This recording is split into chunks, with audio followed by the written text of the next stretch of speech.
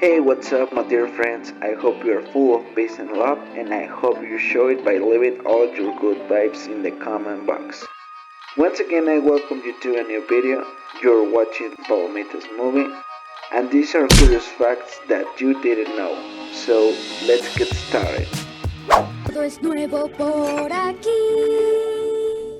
Guillermo del Toro's Pinocchio was announced since the year 2008, but it was not until 14 years later that it managed to see the light. And it is that our dear Guillermo asked the producers to help him with the modest amount of $35 million, an amount that no one wanted to give due to the fact that this Pinocchio was anti-fascist. It was not until the year 2018 that Guillermo managed to see the light at the end of the tunnel, where at last he had managed to capture the attention of Netflix.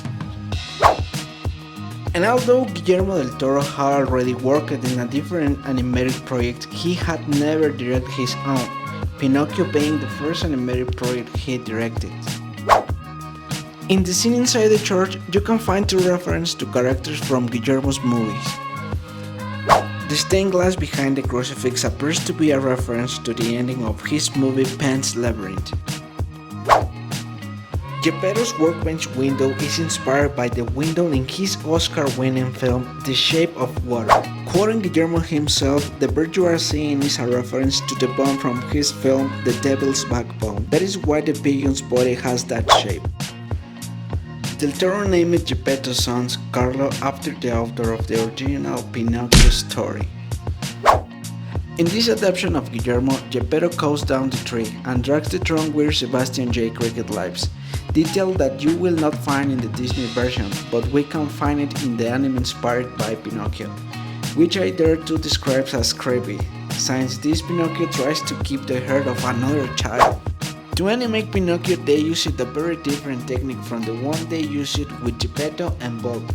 In Pinocchio, they replaced the face in all its expressions, while for other characters such as Geppetto and Volpe, they used mechanical puppets to which they call mold their faces, to needs of each season, because they have a sophisticated gear systems covered by a perfect face made of silicone. The animators had to do many of the scenes in Guillermo del Toro's Pinocchio to figure out how to perform the movements with the puppets. For scenes shot with Sebastian J. Cricket, puppets of different sizes were used. If Sebastian had to be in Pinocchio's nose, two huge puppets were used for Sebastian and Pinocchio.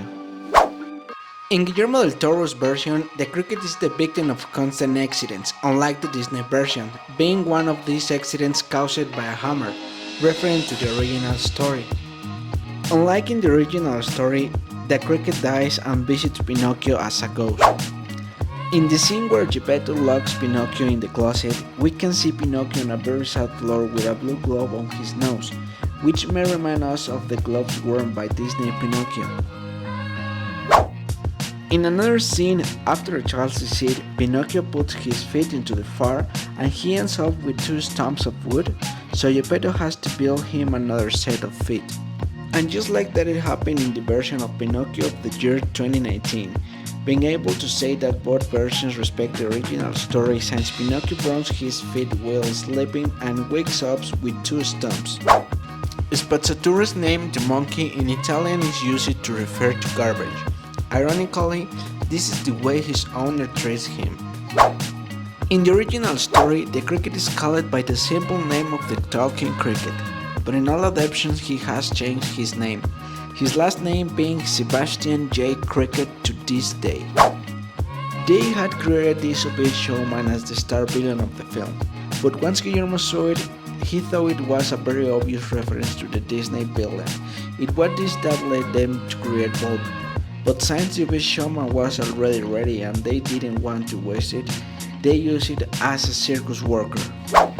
In this version, the presence of the obese showman and the cat and the fox were not necessary, since Guillermo del Toro managed to replace them with the Volpe, who bears a strong resemblance to the fox that appears in the Disney version. Volpe's staff has the head of a fox, and Volpe in Italian is used to refer to foxes. In the Disney version, Pinocchio is taken to an island where he and other children are turned into donkeys. But in Guillermo's version, this does not happen like this, because they take Pinocchio to a training camp with the intention of turning him into a lethal soldier, since Pinocchio is immortal. We all know that when Pinocchio is a lawyer, his nose begins to grow indefinitely, this being controlled by the number of lies he tells, and that is why Guillermo gave Volpe a big nose, because with it he represents what a liar he is. Guillermo del Toro declared that he made the adaptation of Pinocchio in this way since he perceived that the other adaptations seek to instill an absolute domestication of children, giving the message to obey your parents and authority figures at all the times. That is why Guillermo del Toro's Pinocchio is an independent soul, who accepts himself for what he is, and based on experience he discovers what is good and bad in his life. This was all for the video today. I say goodbye wishing you love and peace. Do not forget that if you like the video, you can leave your like, subscribe and activate the notification bell. We are Palomitas Movie. We hope you leave us something in the comment box. Until next time.